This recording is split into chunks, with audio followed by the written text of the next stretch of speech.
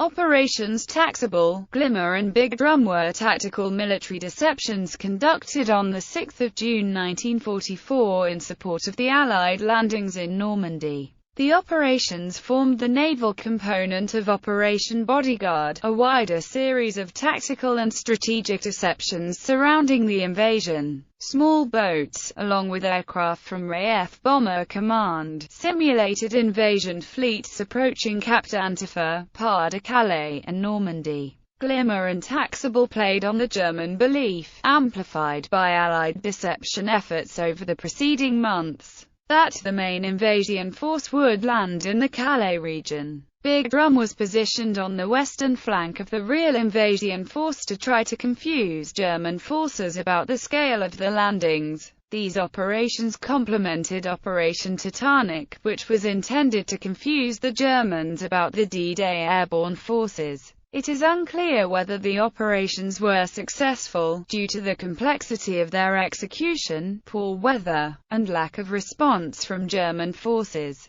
It is possible that they contributed to the overall confusion of D-Day as part of the wider Bodyguard plan. Background: Glimmer, Taxable and Big Drum were World War II deception operations. They were conducted as part of Operation Bodyguard, a broad strategic military deception intended to support the Allied invasion of German-occupied France in June 1944. Bodyguard was designed to confuse the Axis High Command as to Allied intentions during the lead-up to the invasion. The London controlling section had spent some time convincing German commanders that the fictional 1st United States Army Group represented the bulk of the Allied invasion force. FUSAG's existence was fabricated through Operation Fortitude South. The Allied story for FUSAG was that the Army Group, based in southeast England, would invade the Pas-de-Calais region several weeks after a smaller diversionary landing in Normandy. In reality, the main invasion force would land in Normandy on D-Day. As D-Day approached, the LCS moved on to planning tactical deceptions to help cover the progress of the real invasion forces. As well as naval operations, the LCS also planned operations involving paratroopers and ground deceptions. The latter would come into effect once landings were made, but the former were used to cover the approach of the true invasion fleet.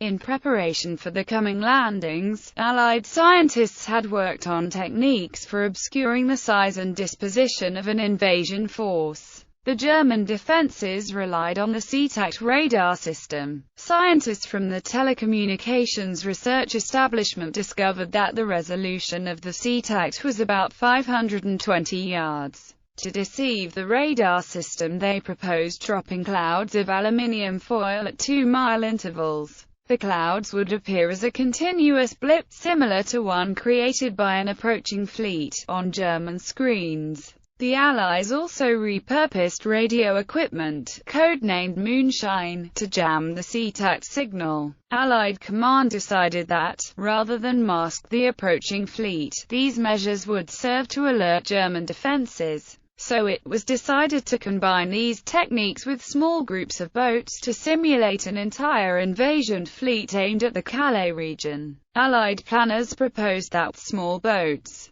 towing large radar-reflecting balloons and carrying both moonshine jamming and standard wireless equipment, would advance toward the French coast under a cloud of window. The chaff and other countermeasures would hide the small size of the naval force, while wireless traffic would play on the FUSAG story to mislead the Germans into expecting a major landing. A third deceptive force, Operation Big Drum, would use radar countermeasures on the western flank of the true invasion fleet. This operation was intended to lend confusion as to the extent of the landings in Normandy. Glimmer and Taxable. Glimmer and Taxable were very similar operations. They were executed in the early hours of 6 June 1944 whilst the invasion fleet was approaching Normandy. Taxable simulated an invasion force approaching Cap d'Antifer, and Glimmer threatened Pas-de-Calais. By dropping chaff in progressive patterns, Royal Air Force bombers were able to create the illusion of a large fleet on coastal radar screens.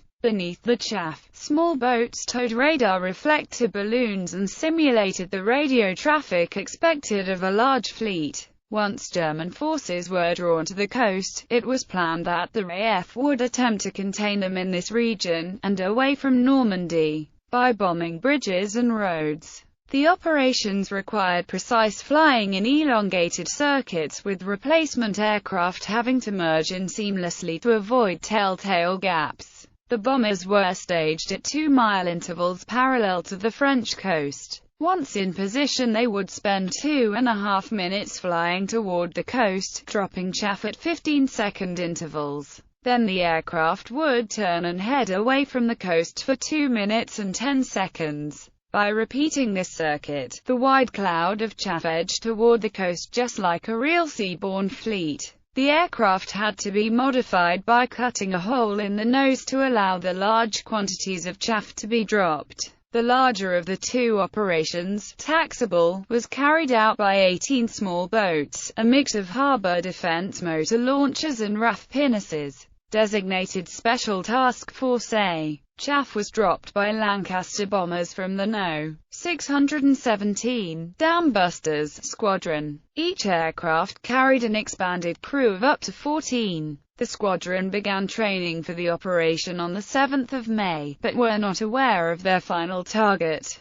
Task Force A left port in the evening of the 5th of June, but struggled in bad seas which affected their equipment and ability to converge at their meeting point. By 0:37 on the 6th of June the lead boats were on schedule and had reached the muster point. Between 200 and 400 the ships operated radar and radio equipment as they headed toward a point 7 miles offshore. From there the task force simulated a landing attempt, by running fast to within 2 miles of the beach before returning to the 7-mile marker under cover of smoke. During this time only a small German response was observed, including searchlights and intermittent gunfire. Shortly after 500 the operation ended and the task force laid mines before heading toward New Haven, reaching port by midday. The air operations for Glimmer were conducted by No. 218 Gold Coast Squadron under Wing Commander R. M. Fenwick Wilson. The squadron, which flew short Sterling bombers, was much smaller than No. 617, and so no relief aircraft were available. Instead, each aircraft carried 2 pilots who rotated flying duties.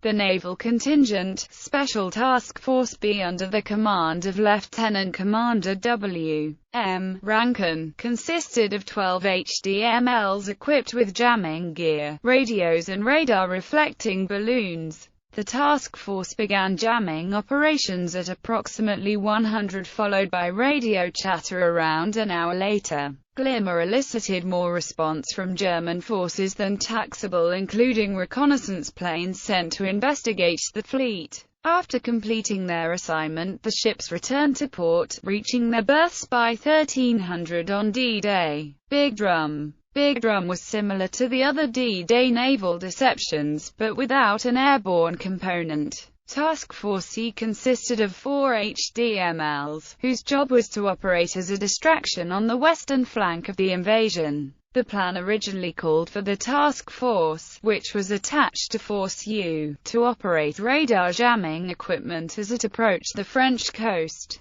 holding 2 miles offshore until first light. After the Germans failed to respond, the ships moved to within 1.5 miles of the coast. No response, either in the air or on the shore, was observed, and the convoy returned safely to New Haven. Impact. Taxable, Glimmer and Big Drum were complicated in execution, requiring coordination of air and naval forces. Launched in poor weather conditions, Taxable did not appear to have the desired effect and failed to elicit any significant response from the Germans. The reaction to Glimmer was more encouraging. The attacks on the bomber squadrons indicated, at least to the satisfaction of RAF Bomber Command, that the Germans believed a genuine threat existed. There is no evidence that Big Drum elicited any specific response from the shore. According to historian Mary Barbier, the adverse conditions and complexity of the operations contributed to the limited enemy response. From intelligence intercepts it appears that German forces in the Pas-de-Calais region reported an invasion fleet. In addition, there are reports of the decoys being fired on by shore batteries in that area. In the 11th of June report on the operations, Lieutenant Commander Ian Cox indicated that German forces had been convinced by the fake radio traffic. Intercepted dispatches from Hiroshima. The Japanese ambassador to Germany made reference to the naval deceptions.